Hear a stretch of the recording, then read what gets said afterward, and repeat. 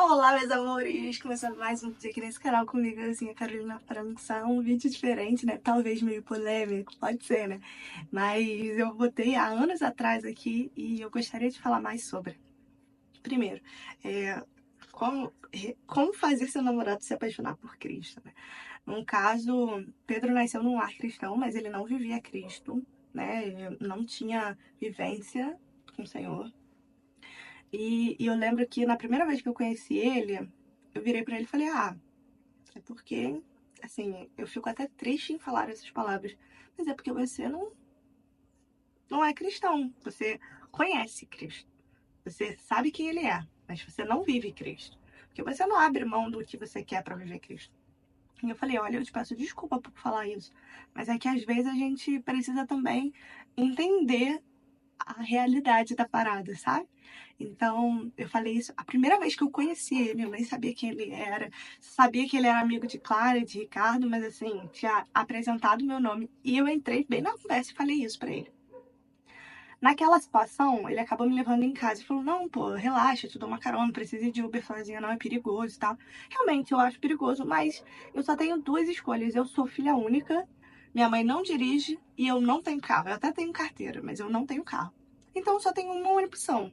Na verdade, duas. Ou voltar de ônibus tarde da noite e ficar sozinha no ponto, ou voltar sozinha de Uber. Então, assim, tem coisas que a gente, mesmo sendo perigoso, a gente tem que se aceitar.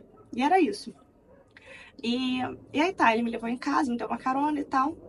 No meio do caminho, a gente começou a falar de Cristo. E pode ser alguma. Não deixei de falar de Cristo. O meu jeito era, vou falar de Cristo pra todo mundo e tal. E aí a gente falou de Cristo e tal. No final ele falou que tava meio mal com algumas coisas, com alguns problemas e tal. Eu falei: Pô, você se incomoda de eu orar por você? Foi exatamente isso que eu fiz. Eu orei, no primeiro encontro eu orei por ele. Assim, a gente orou no carro. Hoje eu falo assim, meio doido, né? Porque, caraca, a gente nem tinha nada. E assim, eu nem conhecia direito o garoto, mas eu tava bem, daquela pentequinha, né? E aí eu orei por ele no carro. Mas a vida continuou e tal, a gente começou a se falar e tal. E em todo momento eu falava assim de Cristo. Eu falava assim: você precisa tomar uma posição com Cristo, porque você não tem uma posição com Cristo. Então, em todo momento, eu falava com amor, tá? Eu não falava com ódio nas palavras, não. Às vezes é até a forma que a gente fala com a pessoa. Em todo momento eu falava: olha, você precisa se posicionar. Olha, isso não é posicionamento de um cristão. Você pode conhecer Cristo, mas você não vive Cristo. E aí, e aí a gente começou a orar, e toda vez que a gente orava, eu falava de Cristo: olha, isso falta uma posição sua, falta uma posição sua em relação a Deus. E aí ele realmente decidiu tomar uma decisão por Deus.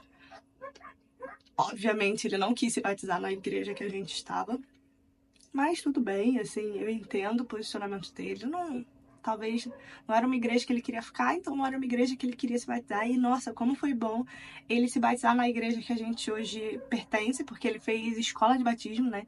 Então ele estudou, ele entendeu a questão teológica, a questão de Cristo. Ele foi perguntado mais de uma vez realmente se ele queria ser batizado, se ele queria tomar essa decisão, porque não é uma decisão de impulso, é uma decisão de realmente ser decidido por isso. E eu acho que antes de tudo, primeiro que a gente tem que amar o próximo, né? Então a gente tem que tratar o outro com muito amor e carinho. E como a gente gostaria de ser cuidado. Claro, gente, eu não tenho nada a ver com ele ter aceitado a Cristo, porque isso só depende do Senhor. Então, assim, pode ser que seu namorado só vá realmente aceitar Jesus mais pra frente. Mas primeiro, você precisa ter uma decisão, uma postura de gente cristã, né? Então você precisa que o outro veja Cristo em você. Isso já é um detalhe. O segundo detalhe é: você precisa orar pela pessoa, então jejue e ore por isso. E sim, antes de Pedro ser meu namorado, eu orei e jejuei para que ele aceitasse Jesus. A minha vontade não era que ele fosse meu namorado, a minha vontade é que ele fosse meu marido. Não, a minha vontade era que ele aceitasse Jesus, porque eu sei o quão bom é viver com Jesus. Então, eu queria isso para ele. Então, eu acho que isso é importante. Você tem que orar e jejuar pela pessoa, seja seu namorado, seu cônjuge, tudo mais. E o terceiro ponto é que eu também falava com amor e carinho que ele não era cristão, que isso não era atitude de uma pessoa cristã e que ele não vivia Cristo. Eu falei isso na primeira vez que a gente se encontrou e algumas vezes, assim, toda vez que a gente conversava, eu sempre falava, olha, mas eu acho que isso pode ser uma falta de posicionamento com o Senhor. Pode ser que isso seja, porque assim, o Senhor ele é bom, ele é bondoso, ele é amoroso, ele é cuidadoso com a gente. Mas a gente também precisa amar ele, para ele poder ser com a gente. Porque não basta a gente só querer, porque senão a gente vive num mundo de barganha. E ele entendia muito isso, assim.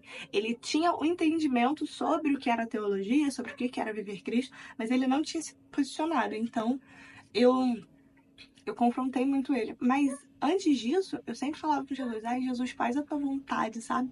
Porque assim, a gente pode querer muito que a pessoa se converta, a gente pode querer muito que a pessoa seja cristão. Mas a real é que só depende do Senhor. Porque assim, a gente pode querer fazer acontecer. Eu podia falar isso assim, foi o que aconteceu no meu relacionamento, né? O que aconteceu com ele, que poderia nem ser um relacionamento futuro, mas aconteceu de a gente estar namorando hoje. É, mas antes de tudo, eu sempre pedi ao Senhor, porque assim, o Senhor, você pode namorar, pode casar, talvez vai ser no fôlego de, sabe, no último fôlego de vida a pessoa falar assim, eu aceito Jesus como Cristo, sabe, como meu Salvador. Eu entendo que ele é o Cristo que veio e salvou o mundo. Pode ser. Então assim, ok, que bom que ele vive Cristo e pra mim vai ser muito melhor caminhar com uma pessoa que hoje eu olho e falo assim, ai meu Deus, como é bom ver Jesus na sua vida, como é bom você me ensinar, porque às vezes ele me ensina muitas coisas da Bíblia e tal, e isso é muito bom, sabe, se compartilhar. Mas pode ser que seja no último fôlego de vida. O que você não pode deixar de fazer é deixar de insistir e persistir na pessoa. Então, continue amando, continue respeitando, continue falando Continue falando sobre a essência de Jesus. Continue falando, às vezes, que a pessoa precisa de um posicionamento com o Senhor, mas um posicionamento real que depende não meramente só do Senhor, mas dele também, porque até essa decisão precisa ser genuína da pessoa, né? Precisa ser uma escolha individual, porque realmente a salvação é individual, não depende de mim, não depende dos pais de Pedro, não depende, por exemplo, dos nossos filhos, não vai depender nem de mim nem de Pedro, mas sim do Senhor e dele. Então, essa questão é isso. E assim, foi muito bom, porque a gente foi para uma igreja onde Pedro foi acolhido, onde Pedro foi amado. Eu acho que isso também faz com que a pessoa entenda o valor de ser cristão, né? Que além da sua família você tem onde se apoiar, você tem pessoas para te amar, pessoas para te respeitar, e isso é maravilhoso. Então, eu acho que é sobre isso, sabe? Sobre estar num local onde você é acolhido, amar o próximo, né? Falar de Jesus e também falar que a pessoa precisa de um posicionamento.